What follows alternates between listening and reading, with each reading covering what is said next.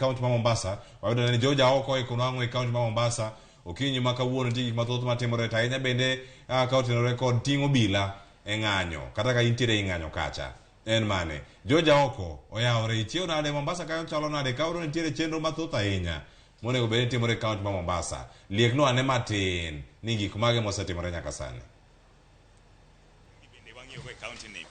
Kaluwore gi twak ma kawuono wang'iyane ni to tij obila en ang'o to chutho e ng'anyo mopogore opogore. No aneno ka ng'anyo timore e gwenge mopogore pacho kaendi, to antiere kaendi gi achiel kuom jogo makedo ne ratich oganda. Adwan to lernwa ni kogik seche ng'anyo obila onego bed ni handle jo ng'anyo gi e yo machal nade. Machiegni ahinya kaendi, chakna chaka gi nyingi to inyisa ni to in timo tich mane to tij obila en ang'o? Kuom an iluonga ni Julius Ogogo makedo ni ratiro mar dhano mar Commission for Human Rights and Justice Mombasa.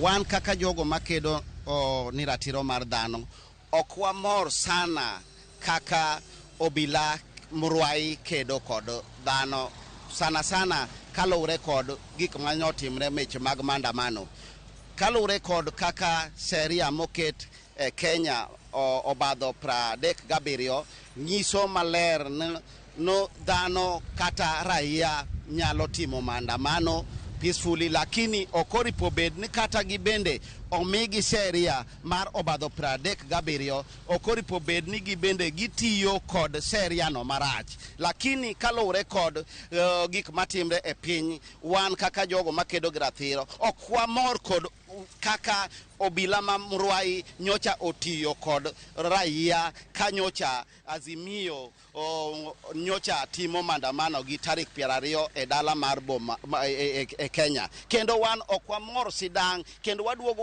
wanwang'o ni obila gi gitiyo kendo gitiyo kod sirkal mantie. Okoripo bed na obila tiyo kod sirkal mantie, oripo bed na obila protect dhano te, okoripo bed ni orango na ati ni en sirikal emorango. Koro gik manokomorwa ahinya ni ok ne giluwo obadho mar chik, to kendo kata kamano wabende gik ma waneno ni kaluwre kod gik manyocha timre kata maandamano mano oripo bed manende mrengo mar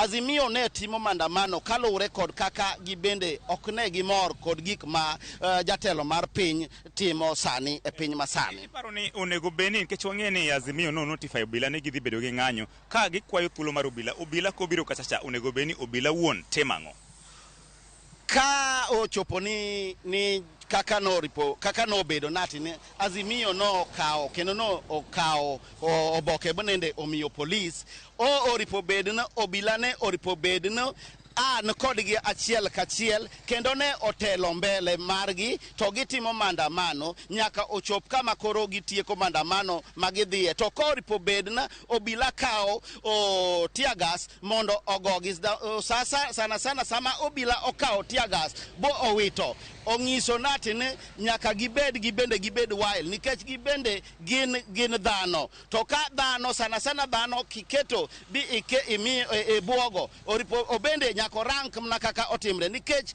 kata mo chopo ka gik masani magitimogo magibayo magino gik magibayo sani magonyogi magitemo gisikiago kata mana gik moko kaka gik mancha gitiyogo giwito e mbele ji. Waduogo wanwang'o ni ng'engi bende expire.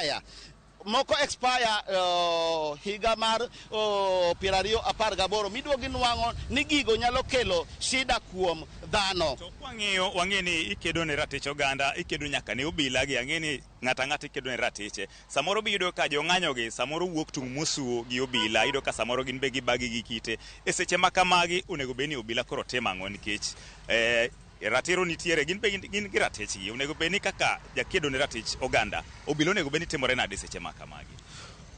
Kaluwre kod gik matimre, obila mokwongo, obila mruai gi nying ma wamiyo gin obila mruai, oripo bed ni kata mana jogo mang'anyo gi oripo bed ni gibende gimiyo obila luor margi nikech obila bende nigi haki margi. To obila bende kichako bayo kaka ne gibayo kite koni gi koni, obila be nyako chopo kama koro obende oneno ni kar mondo oti kod tear gas, oti kod live bullet. To ng'en kotiyo kod live bullet ing'e nati obende oneno natino no ngima mare ni e kina akuru gasumbi obende onyalo wacho no koro obende no timo gino kalure kod ang'ono kod kaka nende japiny nende owokne marach mokoro chop kama koro japiny bende dwanegi koro gima wakwayo e kind japiny to kende kinde obila maritowa idwaro natin japiny oripo bed ne sheria obadho 37 gitiyo go maber obila bende kalure kod kalure sheria manomigi ka standing order oripo bed ne sama ochopo natin omigi tich makoro gitid graia oripo bed ne okoripo bed ne gibende gitemo mondo gi provoke raia mondo raia obed wild mondo chaknu koro gore kodgi aching.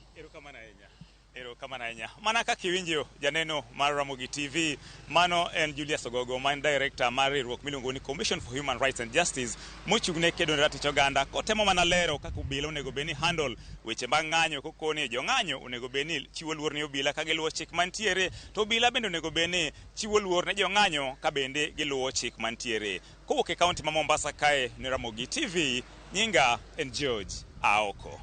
Ero kamana enya George